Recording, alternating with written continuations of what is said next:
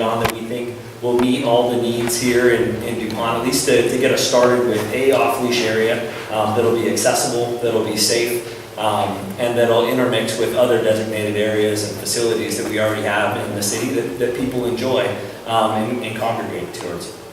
So with that, for those of you who don't know me, my name is Michael Graham. I'm the mayor for the city. And the reason for the dog park is several-fold. Oh, there we go. There's one major reason and component right there. Sure, it's for the dog. I swear it's mine. But this is something that, as I mentioned earlier, it's been talked about for a long time. There's been different plans and proposals, and for various reasons, predating me, they haven't got off the ground. This is something that we really wanted to act on and implement. And there's a lot of people that came together when developing our Parks Master Plan that has this listed as a priority. And so we're going to go ahead and talk through the process, the different sites, and then at the end there's going to be an ask, because it's going to be important for all of us to build this together and for us to move forward, not only to build it, but to actually maintain it and take care of it and be park stewards of this dog park going forward. So with that, I'll hand it over to Ted and walk through the process and the sites, and then we'll answer any questions folks have at the end. Good evening, everybody. My name is Ted Danick, the city administrator. I don't intend this to be very formal, so if you have any questions, feel free to interrupt me and I'll address them as they come up. Try to use this clicker too. Whoops, already. So the first thing I want to talk about real quick is the necessity. Lots of citizen requests, as the mayor said. We had a Parks Master Plan redo.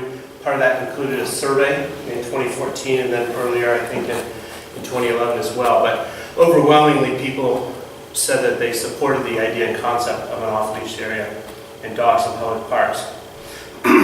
Therefore, the Parks Agency recommended to the council, and they approved the new Parks Master Plan, including a recommended facility for dogs. And the other reason an off-leash area is good is we really hope that it encourages pet owners and everybody in town to follow our leash and cleanup laws. If you've been here at all, you know that's kind of a constant battle with us. So hopefully providing a place for the dogs to get some exercise and owners to take them will get better compliance. So how do we do the siting process? We looked at a couple different options. The first one being, let's try to add something to a park already in existence. So we looked at powder works and cellars.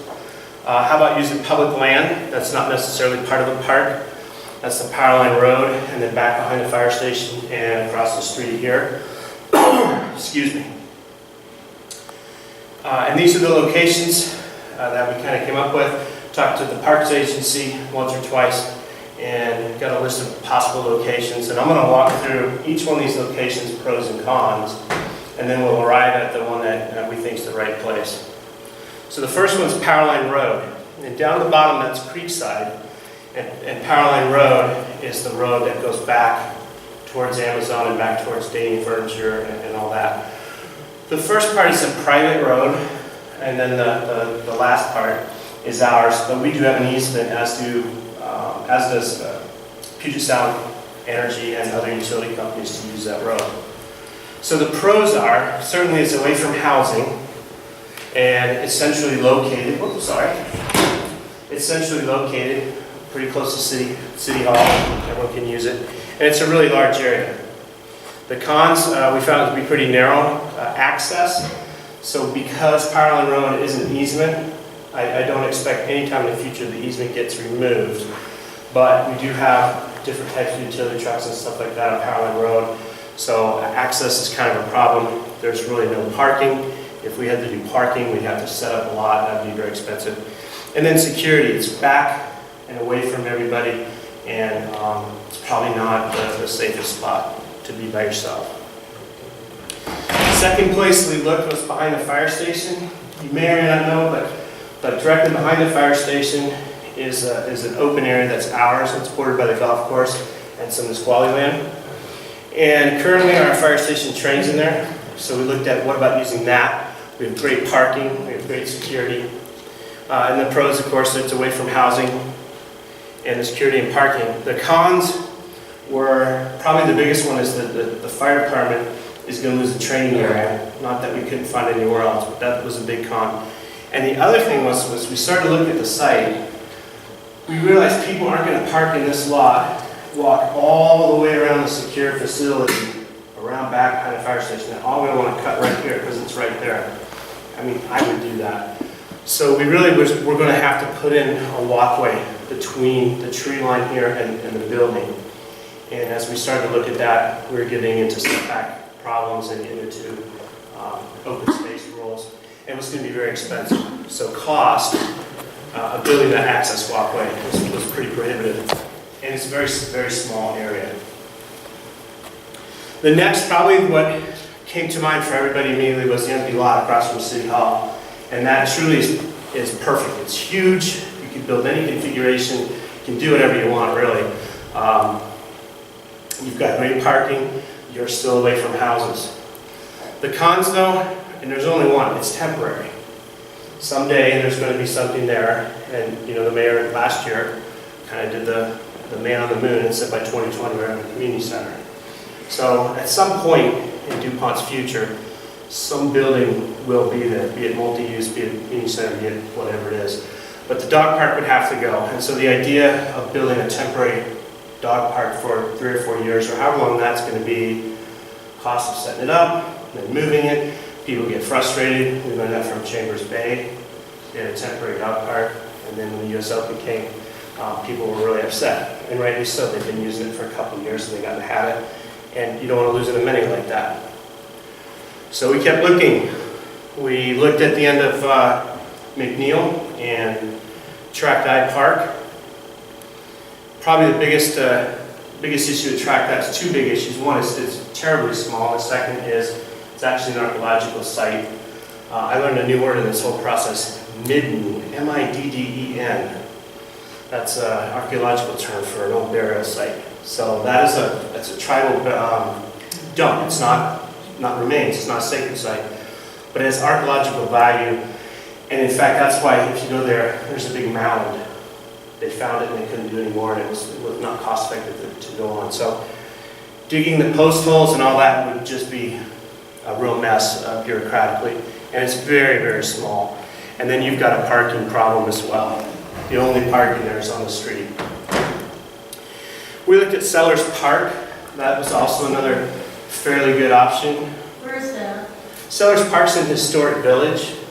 If you drive in on Barksdale, the first one you'll see is the Ephrati on the left. Keep going kind of towards the end right before it bends, the Sellers Park. And it sits down off the road, so if you're just driving by, it's kind of hard to see. But it's a big, beautiful park. And the pros are, you know, we increase the usage of the park. And a lot of times when you're talking about parks and amenities and off-leash areas, you want park usage to go up because the more people that use it, the less problems you have with vandalism.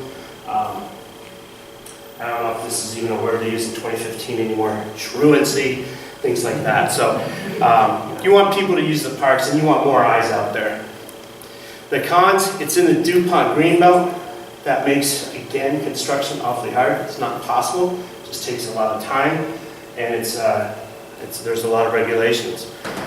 The cost is also a little bit prohibitive. There's really nothing out there right now.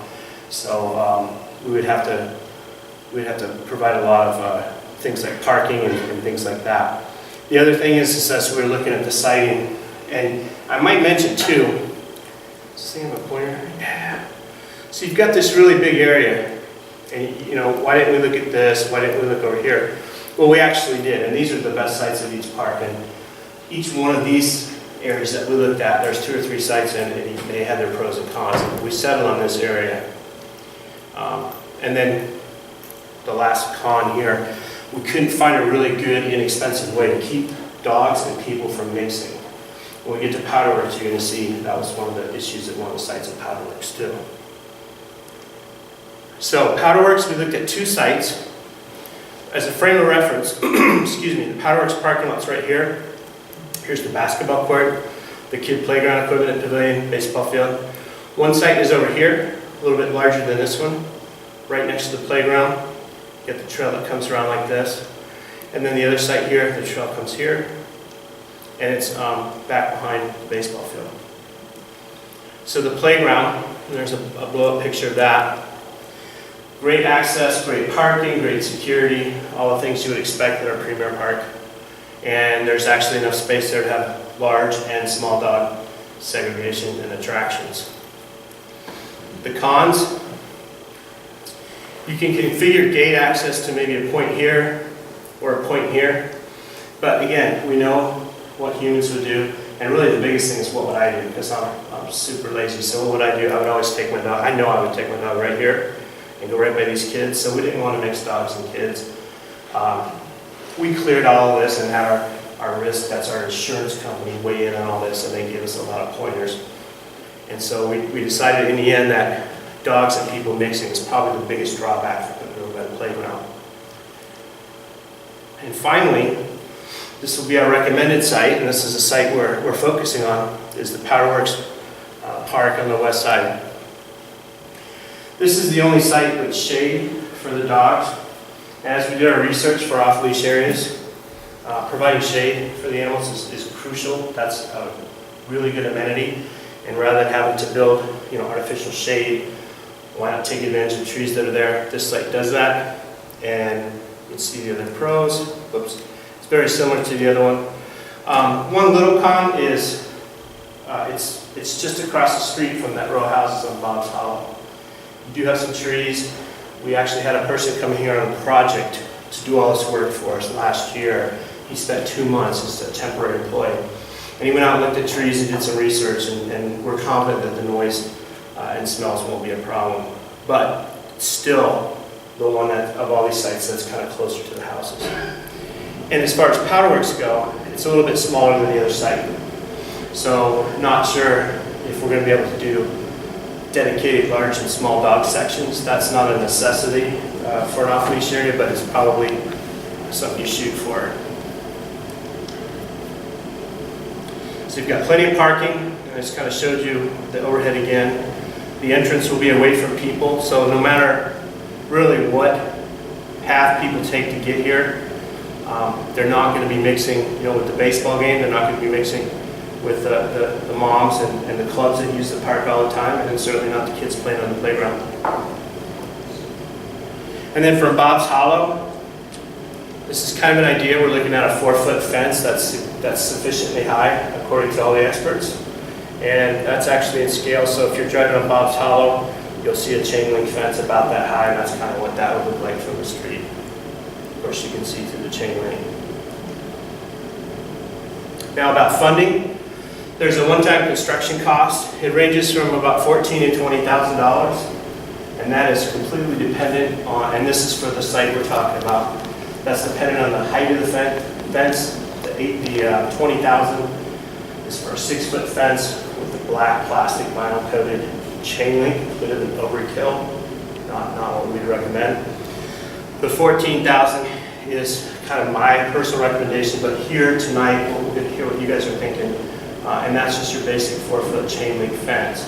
It includes 3 gates and a big drive-through gate as well. And you need the multiple gates because you need a kind of a double gate entrance into the off-leash area.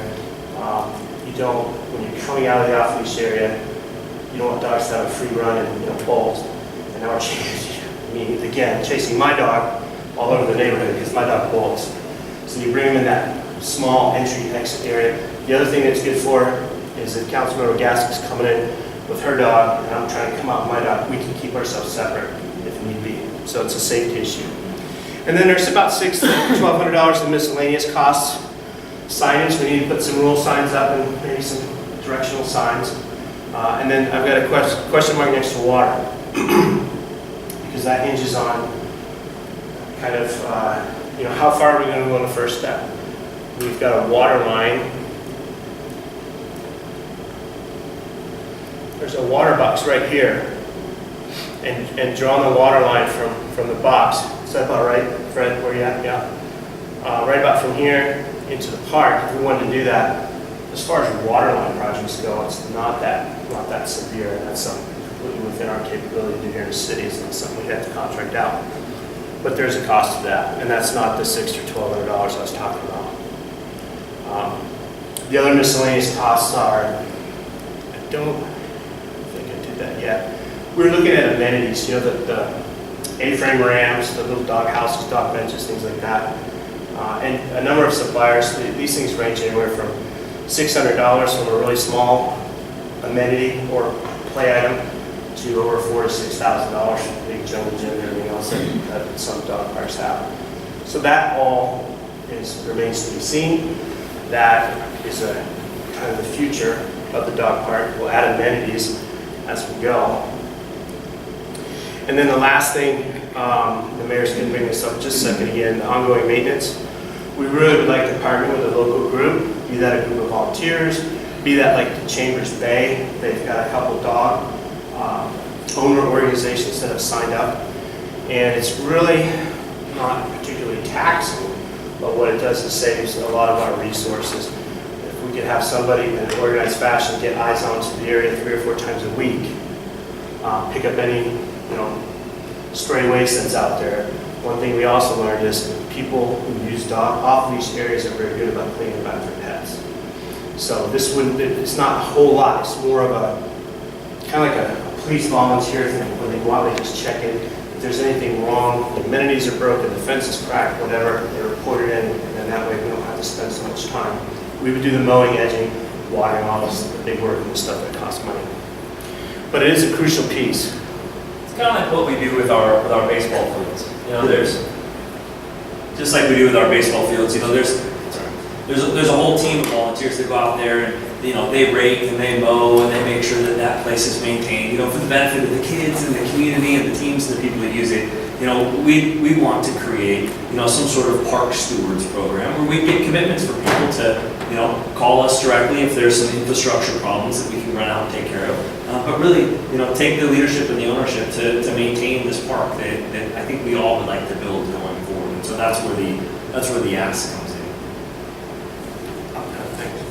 Help you. So with that, what questions do folks have? What are the things that you think that we may not have considered? And I'll just want to start off with, if we move forward with this, which is a priority for me to do, how many of you, just by a show of hands, would be willing to sign up for some sort of park steward program to take care of your own dog as well as, you know, other people in that facility? It's at least good to see someone from the Helder household take care of it. Half of the Helder household is in. He's the head of the household. No, that's good. I love it. So, and Shauna's going to lead that team. It looks like her I head's still am, up. I guess. So the smaller park that you're choosing, you can't segregate the large and small dogs? We could. It's just the aspect of, you know, when we went in with the ideal circumstances and said, look, let's try to have it near a water line so that we could have, you know, water there not only for, you know, irrigation and things around there if needed, but, you know, so it'd be easily for people to have water for the pets, maybe put in a drinking fountain down the road, you know, parking, accessibility, things like that. That was one of the ideal things that we looked at, was segregation from the small dogs and the large dogs. The other thing we heard from folks was, could we have some bushes? You know, for my little small dogs, they like to go trolling around and dig with the bushes. And this hits all of those things. It is possible. It just may significantly limit the size and the space available. So that's a factor to consider. Well, if it's not possible to segregate, I was thinking maybe you could have small dog hours, like certain hours exclusive to small dogs. And then people that have small dogs that socialize okay with larger dogs can go anytime, but people with smaller dogs that maybe aren't doing so good with big dogs might be able to go. Yeah, good suggestion. Because at the end of this, you know, we want this to be available for everyone, and we want to minimize, you know, conflicts between dogs. So. Next slide, if you want to show them. And so in that tone, we looked around and looked at what are some of the kind of rules, regulations, best practices that communities have adopted to govern and guide dog park participation. And so here's a list here. I won't read them to you, but, you know, look them over, see if there's anything we missed. But this is something that we could also add to, you know, the small and large dog entertainment time, or whatever you want to call it. But this is just a framework that we wanted to kick off to help, you know, facilitate the conversation of how we care for it. What other questions we have? Yes, ma'am. I've always had larger dogs, and in Oregon and California where I live, Roseanne Park down. We never had trees, it never seemed, of course, in Northern California, across the bay from San Francisco, it gets pretty up. We never had trees, it was not really a problem. But the dog parks that our dogs always went, they were little dogs and big dogs, they always got along.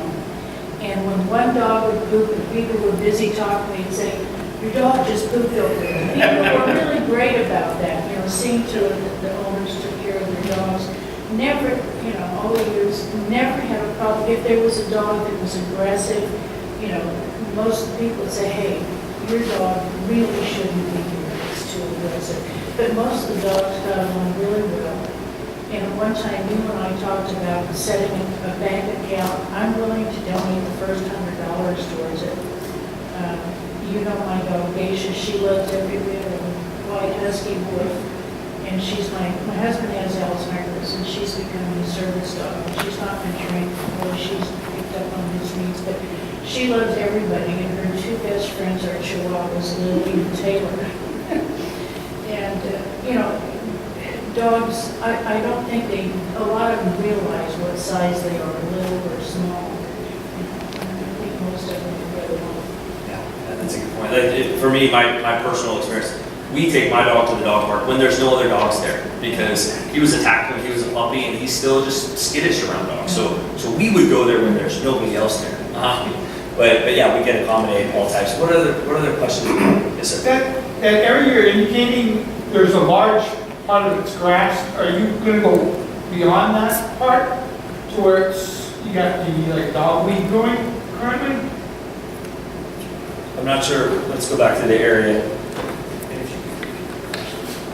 Oh, that's a good idea. So I'm going to try to repeat the questions because we're recording this. We have Mr. Bunger's video camera over here, and then we have our own audio recording this.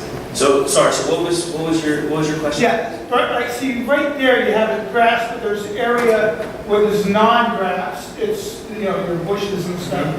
Are you going to expand into that bush area, or just where the grass is? Yeah, the attempt would be to try to actually incorporate some of the bushes and some of the other aspects so that there is more opportunities for the dogs to play and participate in beyond just the grass. The only thing I would add is it's just more a function of it being an overhead looking down. So they'll be able to run under those trees, but I know the area you're talking about. And currently, we're not planning on going into the underbrush. Oh, okay. We'd like to stay in the grass next to the path there. Other questions, Kate? And I'll just go in this order and then work to the right side. How many acres is that? How many acres is that?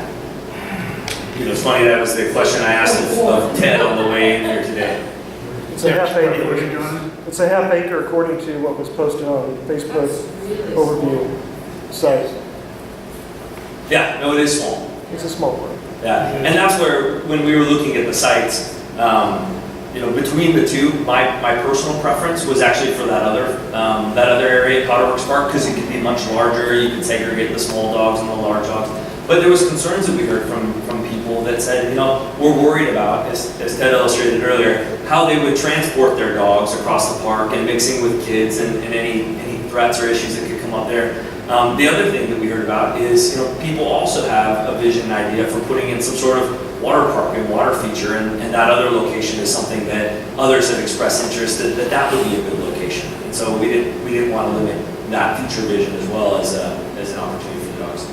Yes, sir. Another question on that park. You have the path. How about the land on the other side that goes between the park and? Are you talking this side or the other side? Yeah, if you go, you see where your park is, your entrance on the other side is? Further down. Down. Right there, that land on the other side here. What about that area between, that gap between you have like a water drainage ditch that runs there? Do you know where the old farm site was on that side?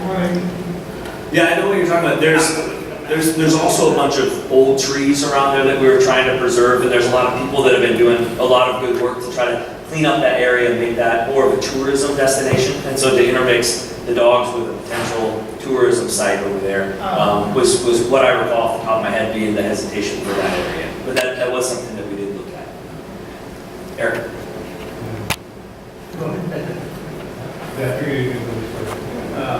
I may be a little bit skeptical about people cleaning up and the volunteers making sure that they're cleaning up when the owners don't. Dog parks, from my understanding, are probably not as safe for the animals as most other places because of waste and other things that animals can leave, and your dog will get diseases from other animals along with. I would consider, or suggest maybe that a consideration at some point, if you're going to do this all based on volunteers and trusting that people are going to clean up their animals, that at some point you may have to pay to use them. Because I've heard that parks that have people who have to pay a fee, whether it's monthly or whatever, are more apt to be a lot more better about taking care of that park than people who are doing it. So I think at some point that you may have to look at that. Something to consider. So just for the benefit of the audience, what you're saying is just concerns for health and cleanliness and people actually taking care of themselves and their pets. We may have to look at a pay option down the road just to ensure that people are the stewards that we hope and expect them to be. Yes, sir. Can we make the assumption then that two Power Works locations were 1 and 2 on the list, basically, and that the reason you went with one other than the other is that the other one was too close to the playground? Is that what? Yes, sir.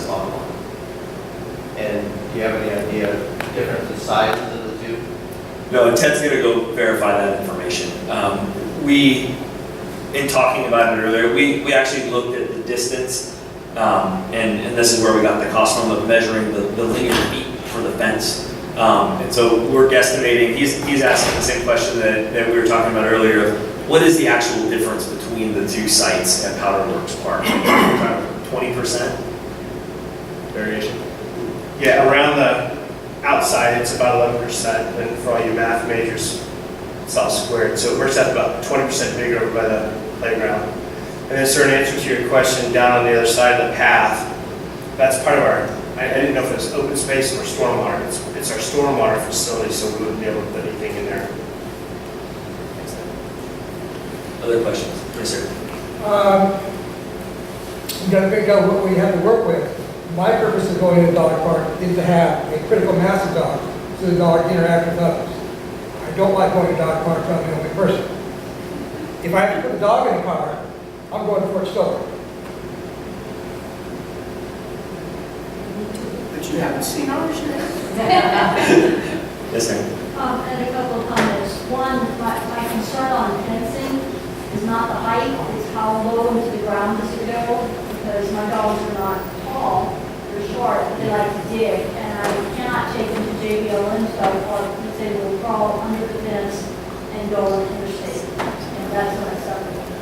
As far as, so please make sure that when you put the fence in, it does go down deep enough that the dogs don't bleed out. Hang on a second, let me just ask it. Was the depth of the fence something that we looked at? I don't remember that being part of it. It's to the ground, but that's a good point. We're gonna. So the issue for everyone's sake was, to make sure that the fence doesn't just stop at the ground and tries to go deeper for dogs that like to burrow. Or it doesn't even hit the ground. Or doesn't hit the ground. If they see an inch or two, they're gonna dig there. Yeah, and so the intent of the fence is to actually go down to the ground, but we hadn't actually looked at considering burying the fence. You had a second And the question? other thing, that including some of the bushes or trees, the little dogs can go hide there to get away from big dogs if they feel like they're being crowded or whatever. And it gives something of more interest because mine are smaller and they will interact some with the big dogs, but they don't like it when 3 big dogs come up on them and they want to go somewhere where they can get away from them. The comment about paying, I spent a lot of time at the JBLM dog park, Fort Silicon dog park, and the one in Lacey that's on the recycling center, and none of those are for pay. The Silicon ones, it stays clean. They have volunteers that are in there in their little orange vests cleaning up, and people generally pick up after themselves. There's always bags there, even if they're leftover grocery bags. There's always trash cans that are emptied routinely, etc. JBLM has no one that takes care of that place. There's poop everywhere. The trash cans are overflowing, and I can tell you from experience that you cannot empty a trash can that's, this big, like your kitchen size or double that, with food. It's very heavy. And so you need smaller cans so that they can be emptied realistically. I have cleaned up the JBLM one in the past before I couldn't take my dogs there anymore. And it's a mess. The one in Lacey seems to be clean and kept up. I have not seen people wearing orange vests as volunteers, but bags are available, the trash cans are available, and they look like they're empty. And none of them are okay. So to summarize, she hates the JBLM dog park and has concerns about paying for dog use facilities. And our intent, when I see your point here, our intent is to actually have this be open and accessible for everyone and not have it be something that they can pay for. But the other part that you bring a good point of is, some of those miscellaneous costs that we highlighted there, that is we would have a garbage can there, we would have the pet waste bags there. The other thing is, I'm talking with the Boy Scouts and having them look at building, doing an Eagle Scout project and building some benches there. And they were ecstatic, they love an opportunity for that kind of partnership with the city. So it really would be a community effort with the infrastructure and the amenities that we'd all be looking at. Free dinner if you volunteer every year. Or why not free dinner? Ted's going to talk about a free dinner. It's just another enticement. If you volunteer and get your orange vest at the dog park, we will give you a free dinner once a year for all Parks dogs. Appreciation Dinner. And some I gifties. thought you were talking about the Boy Scouts barbecue No. or something. Can we go back to the rules? Well, yeah, hang on a second. Let me work the room this way and then we'll come back. So, question back, Matt, is that? Yes? Just an idea that comes to my thought was, pet owners who want to have a pet fee, license fee. I don't know how much of it goes to, Lakewood, whoever does our humane society. Animal control, yes. Animal control. But a portion of that could go to a fund for capital maintenance, for maintaining fencing, benches, water faucets So, for the dog. Councilmember Gassick is gone. Councilmember Coffey is here. So that would be a policy change that would need to be made, and I'm sure Councilmember Coffey can take that back. Matt? So, assuming the proposed side of Powerworks goes forward, is there a concern for, or even standard for kind of max occupancy? If there's 30 dogs and there's a lot of dogs at half acre site, so is it plan, or is there some kind of precedent for a max occupancy standard? I've never, Ted's standing up because he's going to grab the microphone. Such good teamwork. But I've never seen it at a dog park, and I'd be interested if folks have. I've never seen a max occupancy sign, but it makes a lot of sense. We do it for buildings, and it would help, at least be up there for the rules of helping people govern themselves. I don't know what the actual limit would be for this site, but when we talk to our insurer, there are standards out there. And as I recall, none of the sites we looked at, even Track Eye, got into a situation where even 20 or 30 dogs would create a problem. But there are standards out there, and when we actually put this in, we'll have to look at it to make sure. Good point, good question. Okay, let's go to the right side of the room, and then we'll come back. Yes, sir. Okay, first of all, I want to appreciate your efforts you put into this. And I'm a dog owner, and I'm anxious to have a dog park. And you know what I'm talking about. But I'm going to be devil's advocate here, okay? I'm a little concerned about, I think this is the worst possible location you can have this park. And let me explain why. I have a case history here I'd like to present to everybody. And also give examples of why the nearest dog parks around here are nowhere near residential housing, okay? Let me give you the case study first. Back in 2010, 2011, the city of Olympia built a dog park at a park called Sunrise Park. They spent $80,000 to build that park. And it was in the middle of the neighborhood. Within I'll say 2 years, 2013, May of 2013, they shut it down because the neighbors complained of the smell and the noise. And to dismiss that right now is really bothersome to me, okay? Is anybody here at this meeting lives along Bob's Hollow? Are you concerned about that? No, no. Okay, all right. Gary Oaks even. But unfortunately, there was a really good article in the Olympian that went into the history of this dog park. I tried to search for it today before I came in here, but it's been deleted. I found actually an article in the Bellingham Herald that referenced the Olympia Park. This is back in June of 2013. Let me just read this one statement here. Because they had a similar issue up there, and they wanted to use this as an example. Let me just read a couple sentences here. The latest crisis down at Olympia City Council is rather stinky issue, dog poop. And this is an editorial, by the way. Olympia closed its only off-leash dog park because neighbors, and they were right up against the park, to Sunrise Park, were tired of the noise and smell of dog urine and waste. And the park's neighbors aren't being unreasonable, and the city was right to hear their complaints. So I just want to make sure, if you haven't studied this history of this particular park, please do. Again, the Olympian had an article that was online, but they deleted it. So maybe I can go down there and try to get that article for you. Okay. So that's one. But and so that's the case history, that the location of this particular park is very similar to the problems that the neighbors might have here with this location that we're proposing here. I just want to make sure you're aware of that. And I would encourage you to talk to all the neighbors on Bob's Hollow. I want to make sure they're aware of what's coming, okay? Because you can't hide the dog poop and the urine. You remember the resident, I can't remember his name, who lived on McNeil and Fisher. He complained of dog urine, so he asked the city to build out his fence. Yes. Okay, and he put lava rock to keep the dogs off. That's because of the dog urine smell. So I want you to remember that one. John DeVita. There's other issues with that, because when you turn off on Fisher on McNeil, you can't see what's coming. That's another issue.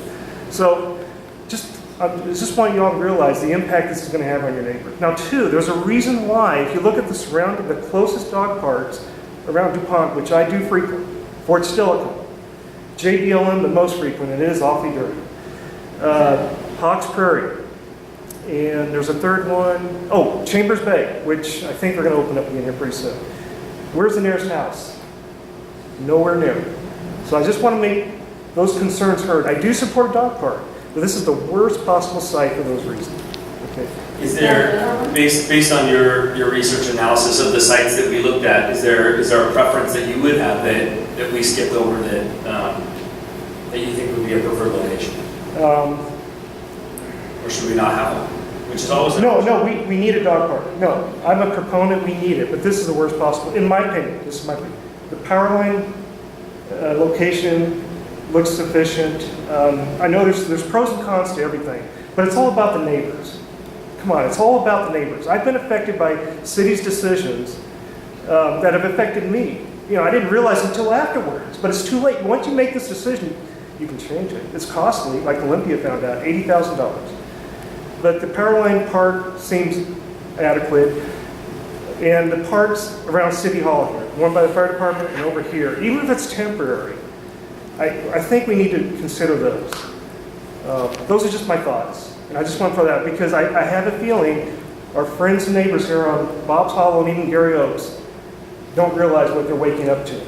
That's all I want to bring up. Thank you. Well, and I appreciate your comments. And before we would actually pull the trigger on this and move forward, we would actually do some door knocking and talk to all these folks and let them know, hey, here's the plan, here's the time frame, here's what we're doing, and see if they have any concerns and see if they have any solutions, because they would live there and there could be impacts. At the same time, they could be absolutely enthused that this dog park is going in near their house. And for this reason, for the reasons that you brought up, this is where we were really focused on this one, because it is, of all the places that we looked at that are feasible, acceptable, and practical. And I like that location. This is the location that was the preferred location. Yeah, I do like that location. And I wasn't thinking about that. There were you had so many others, but that's much better when you compare the effect it will have on your neighbors right up there on the corner of that park. That's all I want to make sure you're aware. Yeah, no, that's a good point. So I want to keep going around the room to anyone that hasn't spoken, and we'll take people that would like to speak a second time. I just want to give everyone an opportunity. Sir, you got a question? I want to touch on people that haven't spoken yet. Mike? Yeah, the question nobody asked, and I'll ask, where do we project the 14,000 to 20,000 will come from? Good question. So I've been talking with businesses that have stepped up and said, we really want to be partners in this effort. We don't want to delay it. We want this to be a community endeavor. And so a lot of the funding would be donated. There is funds that are set aside from the city that we could put forth, but I really want this to be a community project and to try to mitigate or offset as many tax dollars as possible going to this. You know, I'm okay with tax dollars going to this because it is a public benefit. It's a public resource just like the other facilities. But there's a lot of businesses that have stepped up and said that they want to help offset or help cover the cost for this. And as soon as this meeting is done, I'll be pulling all together those businesses and say, look, here's what we heard from people at a community meeting. Here's what kind of the next steps are and plan from my perspective. You know, we'll get out checkbooks and go forward from there. But also, you know, like you said, I really appreciate you stepping up and saying, hey, you're still willing to write a check. We have, I've heard you, we have an account, and if people want to make a contribution towards this and dedicate it towards anything, you know, if you want to see a certain water facility built that has a fountain for adults and a fountain for dogs, you know, great. If you want certain signage, or if there's anything that's important to you that you'd like to see, we'll have a fund that you could contribute to be that difference that I've encouraged everyone to be. Step up, make a positive difference in our community. And so that's also going to be a resource that's going to be available for people. Like, great question, Mike. Who else hasn't asked a question yet as we go around? Dave. So daylight savings time is coming. After Halloween, everybody comes busy, goes into the holiday cycle. No one has time. Volunteer drops in all organization. Volunteerism just drops in the last quarter every year. So why not do it right? Since you've been mayor, you've been talking about being sustainable on everything. And now you don't want to be. Why not just tax the mine? You could build it. You could build 2 or 3 of them. You could fund all the maintenance long term. And all you got to do is raise the mineral extraction tax. You can even give us a prop to raise it, 6/10, 5/10, whatever. You guys refuse. You've been at this dais for 6 years, and you refuse to manage our diminishing resources. Every other entity taxes their mineral resources. 90% of Alaska's revenue comes from taxing their resources. Oil and gas, hunting, fishing. You refuse to do that. We could have had this years ago. Why don't you just do your job, tax the mine? I mean, I know you think they're your friends. They're paid to manage you guys, and they do it great because you guys haven't taxed them. Seriously, they let you use their barbecue so you won't tax them. Thousands of dollars every year. So let's build a dog park. Let's build a splash park. Let's build a community center by 2020. Manage our diminishing resources. And I agree with Earl. Unfortunately, location we don't have, but if we're going to do it, your temporary structure right here, unfortunately, is temporary. You have restrooms during working hours. If you go forward with the restroom for the trailhead that you're talking about, you're going to have a restroom. So the best place is right across the street. It really is. Unfortunately, it's temporary, but that's your best bet. But it's not sustainable. I hear that, and that's also why we looked at Powderworks Park, because there are restrooms that are available, and it is accessible for people to get to. So to summarize the comments, you'd like us to tax one of the businesses to pay for this sustainably. Got it. Other people that haven't spoke yet, just a second, I'll get back to Mike. Yes, sir, in the back. And actually, hang on a second, civic lesson. As far as for me, the mayor, doing my job, we've provided financial stability for the city, If you would like to tax the money, there are council members that can bring that proposal forward at any time. It's not the mayor's job, it's the council's job. And so if you would like that to be a solution to fund this sustainably or anything else, the council is more than willing to do that. Thank you. Yes, sir. So, I'll be honest, I don't think I had any idea it was gonna cost $14,000 to $20,000 to put into place a dog park. And I would actually take the exact contrary position to the gentleman who spoke before me. And, I think a lot of us, if we knew that price, would be more than happy to make a short drive to Fort Silicon or to the JPLM dog park. If it means either not raising taxes or actually getting a tax refund. I think there are so few of us in the room and across the community that would be affected or would benefit from this dog park. And with that sticker price plus the sustainability costs, insurance costs, et cetera,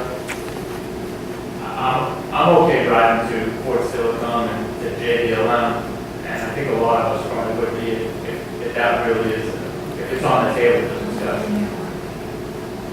So just to summarize, you would not want to see your taxes increased in any way to pay for this, which is not the proposal that I'm making. And honestly, to caveat that, I wouldn't mind maybe either, I'm okay with a tax refund if it means that I have to drive a little bit of ways to Fort Silicon or to JPLM. It's really not that far of a drive. I'm okay with the drive. Well, and we're not in the business of issuing tax refunds, and that's the IRS's job. I've never heard of that, but the aspect of it is that, the money is set aside in the budget now. There are businesses that are willing to step up and help make this possible.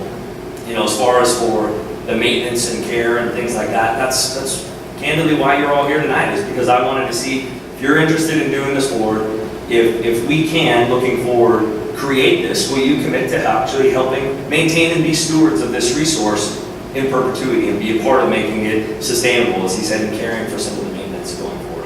Honestly, we have a hard time just getting our small, tiny little community to pick up dog waste that when they're walking the dogs, and that's let alone having to go and walk a distance to go and pick up dog waste that maybe they didn't see drop.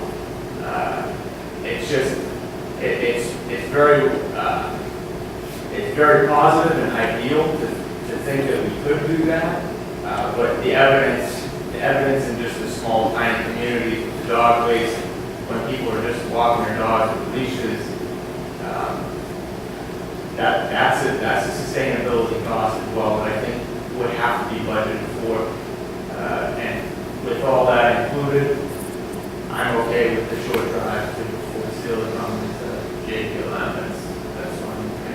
Duly noted, sir. I hear you. Just to make sure, we're not talking about the off-leash enforcement. We're not talking about people picking up after their own pet waste. It was something that I worked with the chief on. We actually recommended increasing the fine to deter people from not picking up their pet waste. Councilmember Gassick actually proposed that on the council, and so there are other steps to address those issues that you're raising.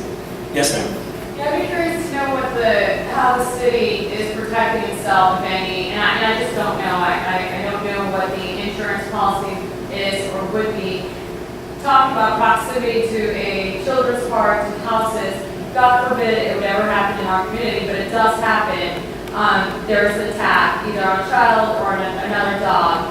How do we protect the city? And not that would be the primary point of that we'd be concerned with, but other than safety, but how do we protect the community, the city of DuPont, from incurring serious legal liability and incurring costs in that manner? That's a great question. So the question is essentially, how do we manage our liability? And that's why we've engaged from the get-go our insurance risk assessment and our pool. We've been in constant conversations with them. Ted, I don't know if you have anything else to add from those conversations, but we're making sure that we're covered by having them be involved from the beginning, and they would see this through all the way if we do go forward. No, it's an excellent question, and the key is that we involve the insurance company, like the mayor said. So they've looked at these sites, they've given us their opinion, and they'll come up with a rate depending on what we pick. In this particular case, it's bigger and it's away from houses. I also like the other place in Leash Park. But in talking to our insurance company, they really were hesitant because it's so close to the playground equipment for the reasons you're saying. Now, can we mitigate that? Can we build it? Can we do things? Yes, we can. But that's where the insurance company comes in. We use RMSA. They insure cities and towns across the state, probably 150 of them. So they have many clients already in dog parks, and they know what they're talking about. So that's how we would protect ourselves. And does that affect the cost, the overall cost of Yes. cost sustainability? Yes, of course it does. Everything we do or don't do in the city affects our insurance rate, just like in your house, just like your car. It's straight insurance. It's really no different than what we pay at home. A great question. Okay, so anyone that has not spoken yet that would like to raise an issue, a comment, a question? If not, we'll just circle around here and go again. So, ma'am? What's the fee for people who do not pick up their dog food? $250 is the fine, or $150? Say that again. We did it in a graduated step so that it actually increases the penalty. For the question was, what's the penalty when you don't pick up after your pet waste? We're looking it up right now. It just changed.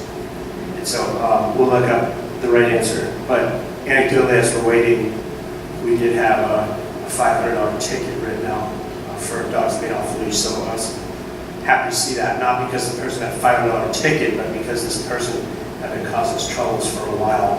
And that new law allowed us to drop the hammer, and we've not had any problems from him anymore. Is it possible we could post a sign in a couple of places that the reason I ask is we live in the first building right behind the post office. And 2 or 3 times we've taken our dog for a walk, and my husband carries a roll of dog poop bags, and I carry a big poop bag. And from our place down to McNeil, I've picked up no less than 5 big walking poops for dogs. And I know I have nothing against the military. My husband and I were both Vietnam veterans. And I know when they move into Cloud Tower apartments, they tell the people, you are responsible for picking up your dog's poop. There is a fine, so forth. But I cannot believe it. One day I went over on Palisade across from State Farm, and some guy had picked up all the poop. I mean, he had a mountain there, and he put a big sign in. He said, please pick up your dog poops. And it just amazes me how many people do not.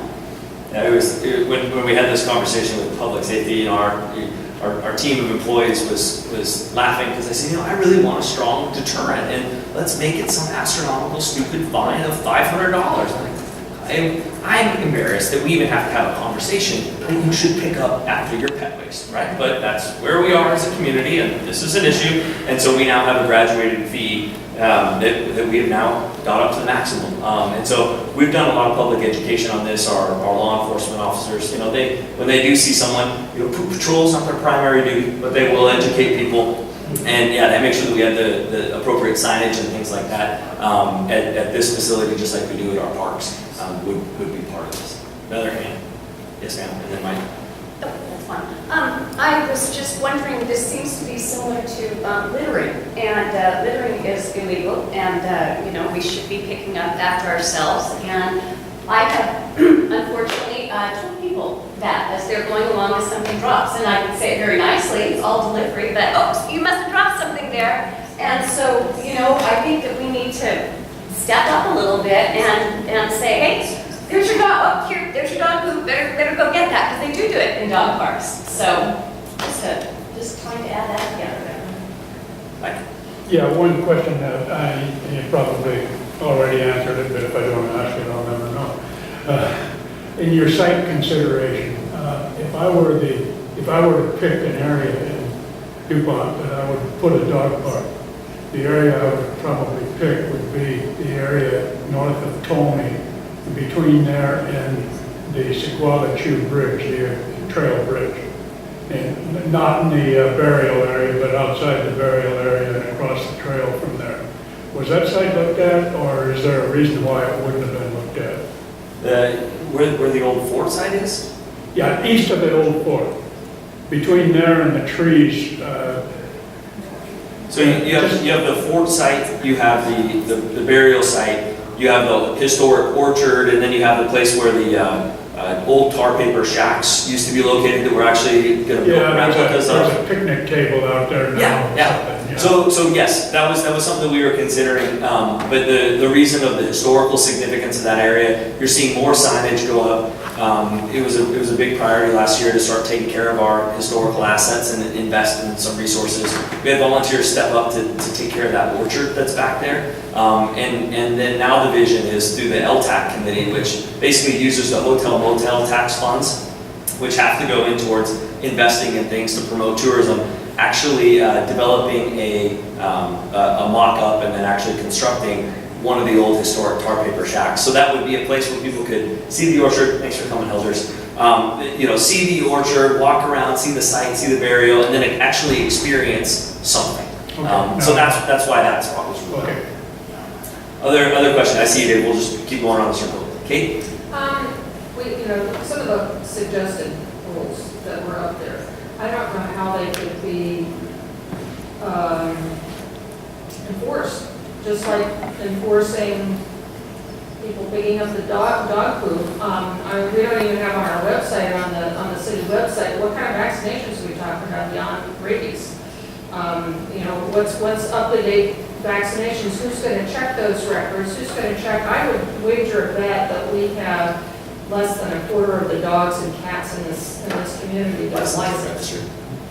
I think that's the greater issue, and that's something that could also support whatever we're doing with dog waste or with although I know, Ted, there are some cities, for example, I was in Redmond not too long ago, they did away with pet licensing. Instead, they're requiring that every pet be chipped. And I don't know if the city then gets anything as part of that, since they're going to do the chip reading on a lost dog or cat. But we've got a bigger issue in this city than a dog park. And frankly, if it's a half acre dog park, I won't be there.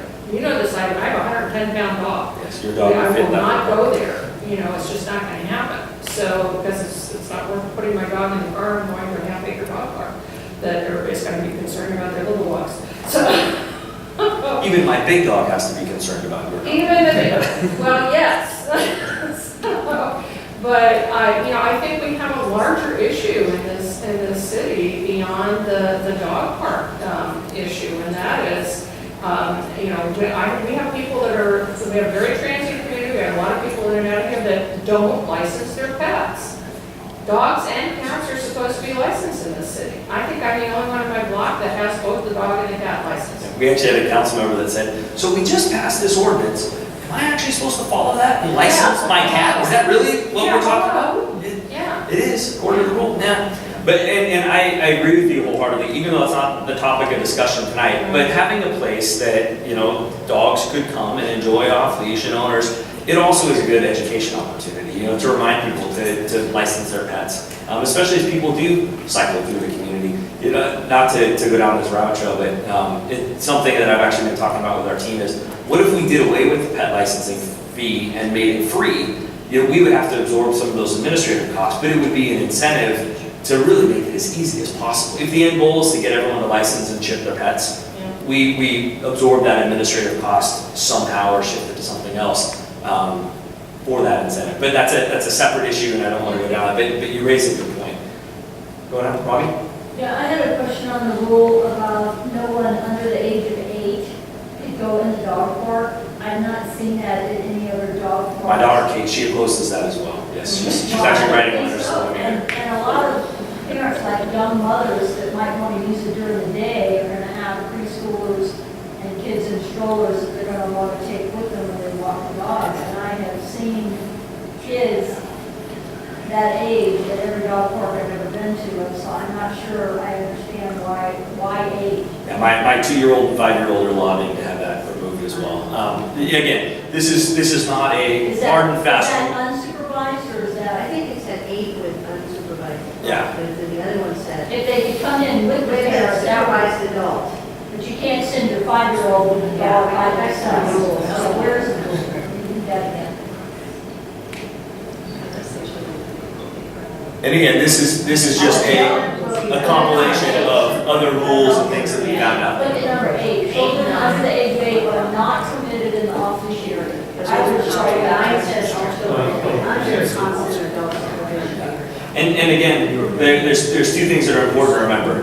3 actually. A, this is not a hard and fast, this is what we will do. This is brought up to basically be a conversation piece with folks to say, look, here's a structure and a framework that we could put around it, right? They're not hard and fast rules. The second thing is, this is derived from best practices from other dog parks and other communities. The third thing is, our insurance company will have some requirements and some stipulations to get at the woman's questions back there. And, there may be something like this that does end up on there, that there is some sort of age or supervision restriction.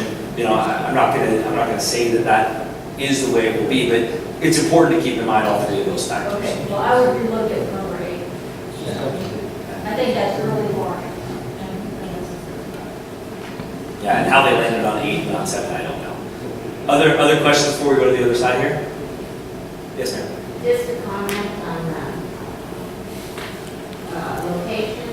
There are some of the things that in the design of the dog park can mitigate the urine smells and the noise to the neighbors. Like where and how you have the sprinklers and off and to run. Because if the sprinklers wash the sides of the things, and that permeates the groundwater or gravel still that help. And if you have understory of the shrubbery plant outside the fence, inside the fence, that keep that kind of act as a noise barrier. There are some mitigation things. It's a small park, but it might be the first dog park, and as we develop some of the areas, then we develop a larger dog park, and then our maybe over closer towards Edmonds Village, then we have 2 dog parks to serve the community.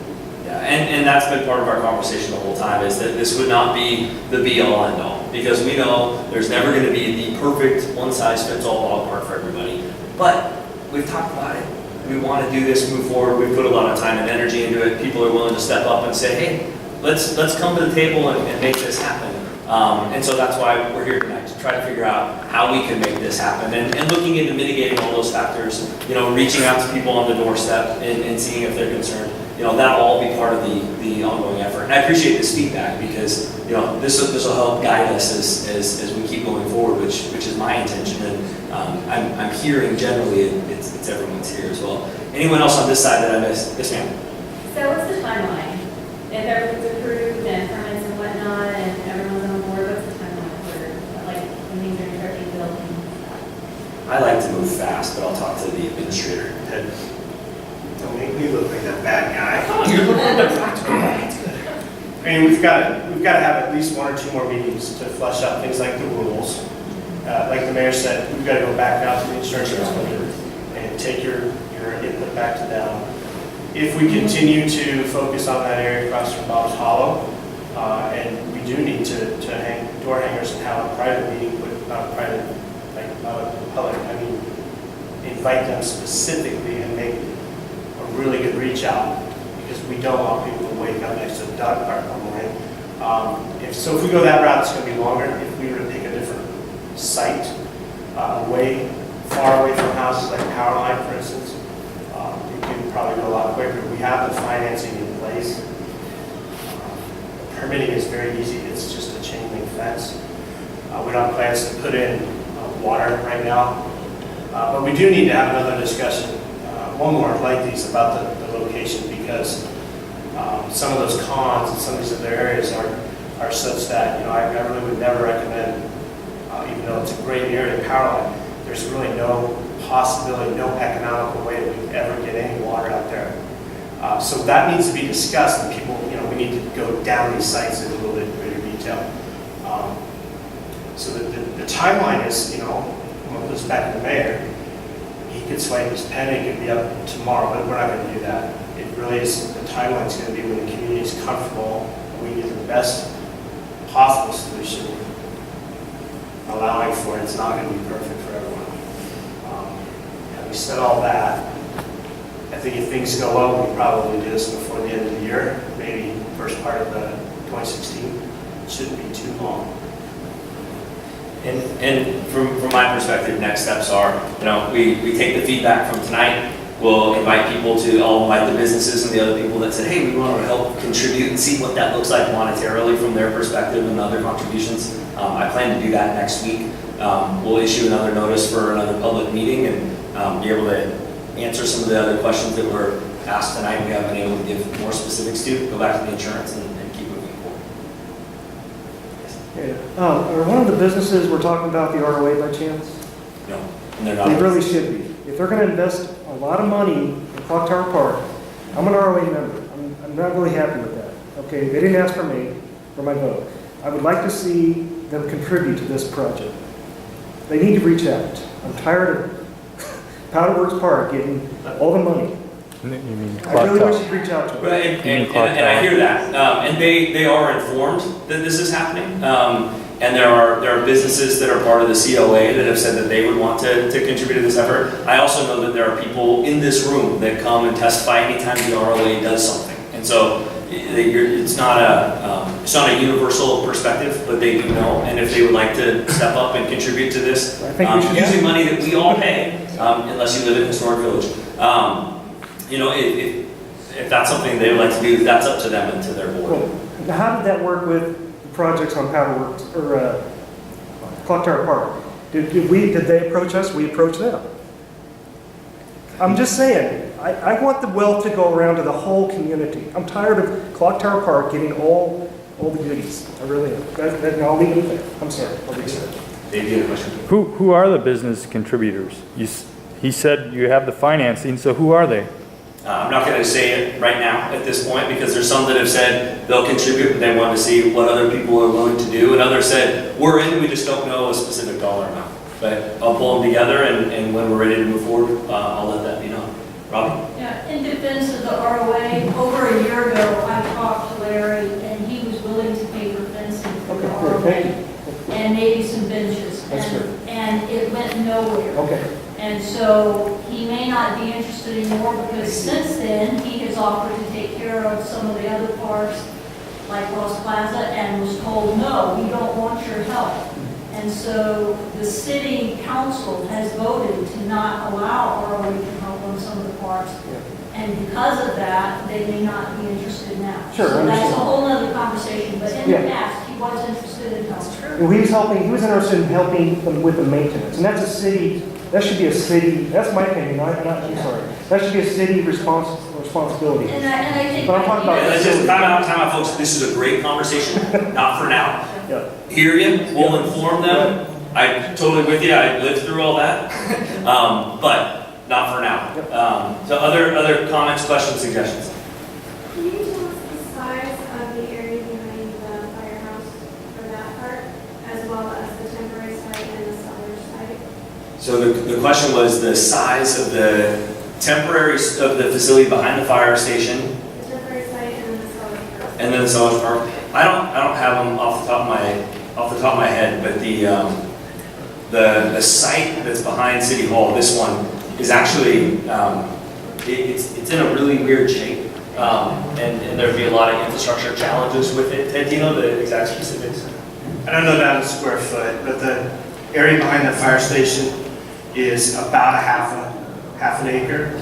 The area, I know we keep saying half an acre, but it's more like, not to split hairs, it's pushing on 3/4 of an acre across from Bob's Hollow. It's about an acre by the playground, and then, which was the other one? Sellers Park is about the same size as the one by the playground, so it's almost an acre. And then again, to remind folks, the budgeted numbers that we have up here are for two different types of fences. One is a chain link, one is a Uber fence that has a barrier and lattice and things like that to it. And that cost estimate is sized for the one recommendation that we have for that place along Bob's Hollow. And any of these locations could be priced out. So the larger the size of the area that we take, the larger the cost, which gets at the other gentleman's point of maybe if it's too large, don't even want to see it, we'll keep driving someplace else. So other questions that I raise on this side before we go back to this side? Okay, Dave? You said that we can't do anything in our stormwater areas. Can you elaborate? Because at the end of Bob's Hollow and Center Drive, we have a huge area. Now, if we can't do anything there, how can we go sledding there? How can we play there? How can we do BMX there? How come we can't have a dog park there that is, when it fills up with water, it's not a dog park? But 90% of the time out of the year, it is a huge open area. They look like huge open areas, but they're highly regulated. And if you want a specific quotation rule or whatever, I could probably find it. I don't know off the top of my head. But when we had the project employee, we went through all that, went through open space, green belt, stormwater.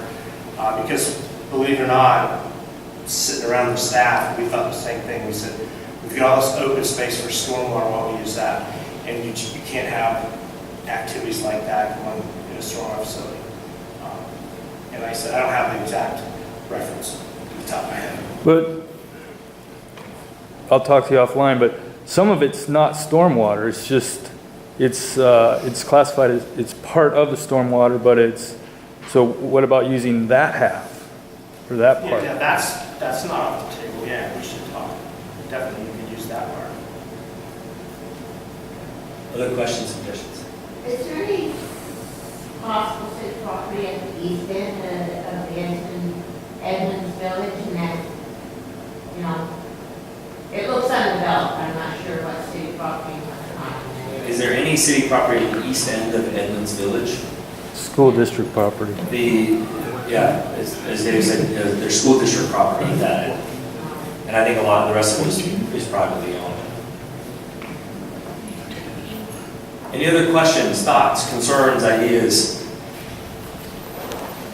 Mike's handing out money. He's ready to write a check right now. This is great. Yes, ma'am. So I'm kind of along the lines that a small area really isn't going to be beneficial because of the outdoors and stuff.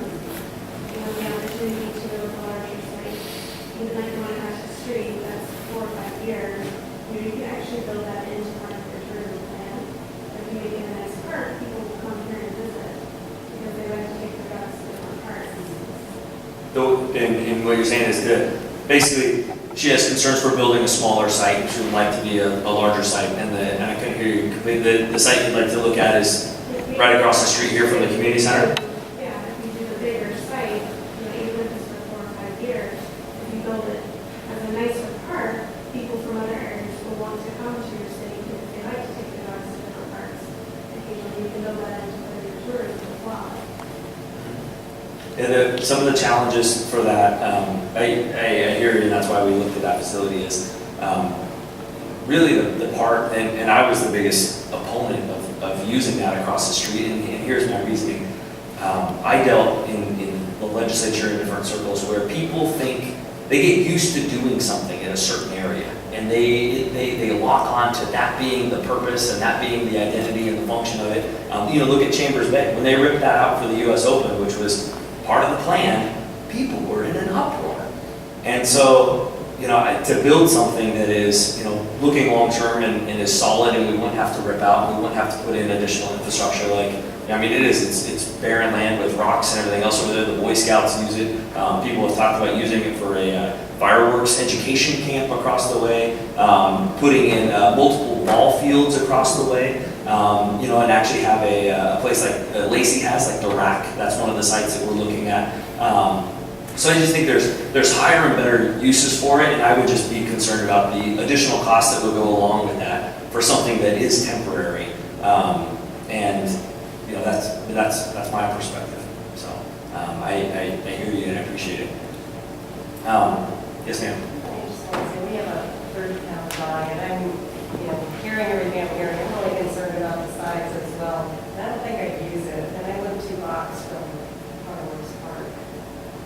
Would the size of the other one at Powderworks Park be more mental? Hearing that size is a reoccurring theme. I mean, you put more than one dog in there. I visualize that as maybe 2 people's yards stuck together, something like that, maybe 3. more like 4 or 5, actually. It's,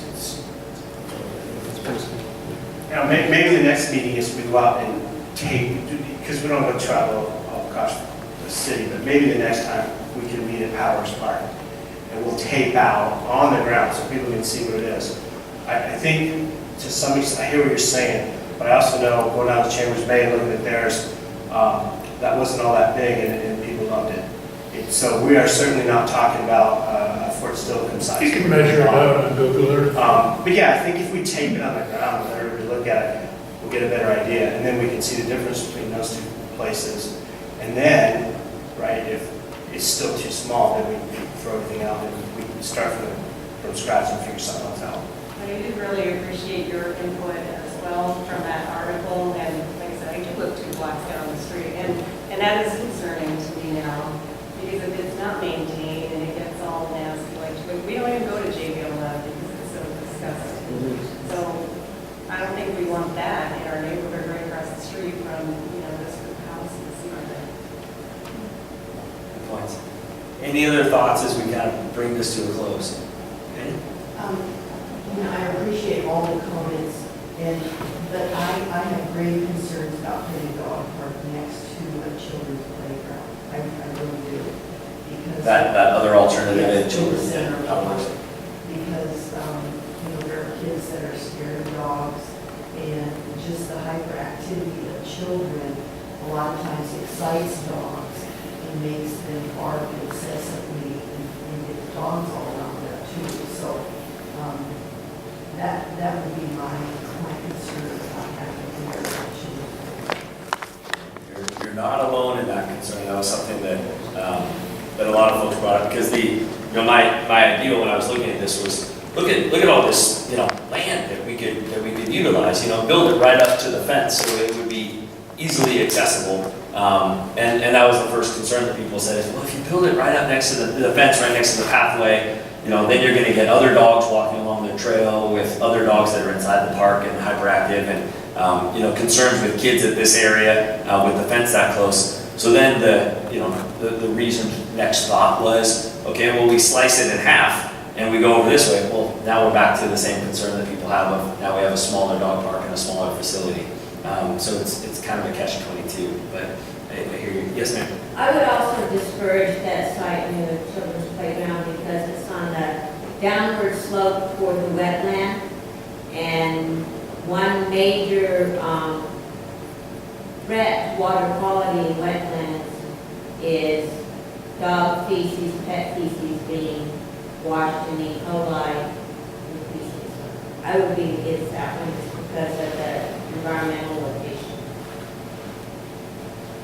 And Ted, is there any way to expand the scope of this? I don't recall from all our conversations any way to expand this footprint beyond the woods. I know originally we were talking about doing something like this where it comes along the tree line, which gets back to your issue. There's now more houses that would be exposed to the point that you were making, Earl.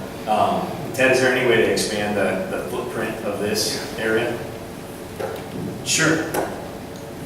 Because the path, where's the little bit clearer? Because the path's actually here. So you could drop the fence next to the path and have even more trees. The open run, throw the frisbee, throw the ball, no, not really, you can't expand that too much. But the whole usable area, you could even include that line of trees and kind of make it that same area. That area to the south is pretty brushy. Exactly. That's what I'm So I just want to summarize.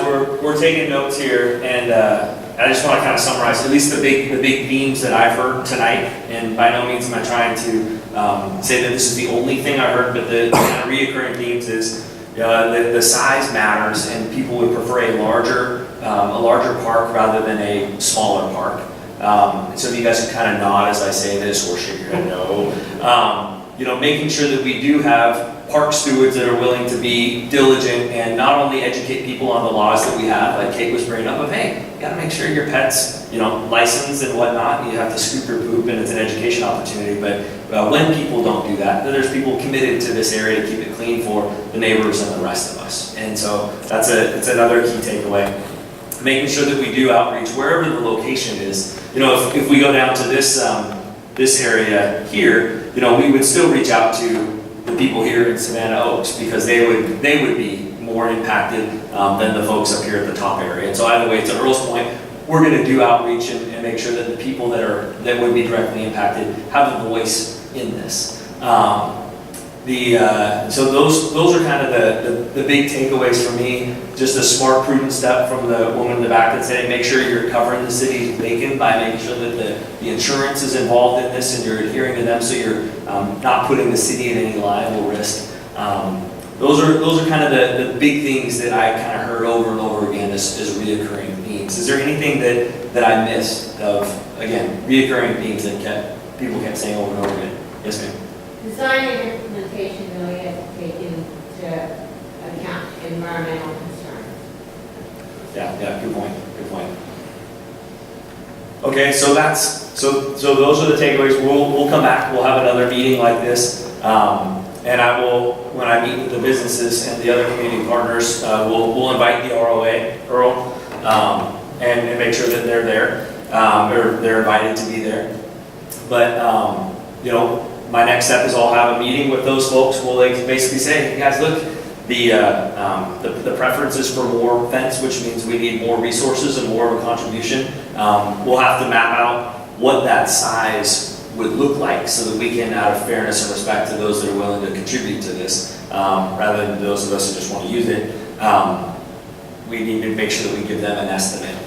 Could I get some feedback real quick on the fence? Like we talked about a chain link fence versus a, you know, pretty fence, that's the technical term, you know, with the slats that would go down and actually provide a buffer that you couldn't see in. You know, it would impact the price. Do folks have a preference on that, chain link or a prettier fence?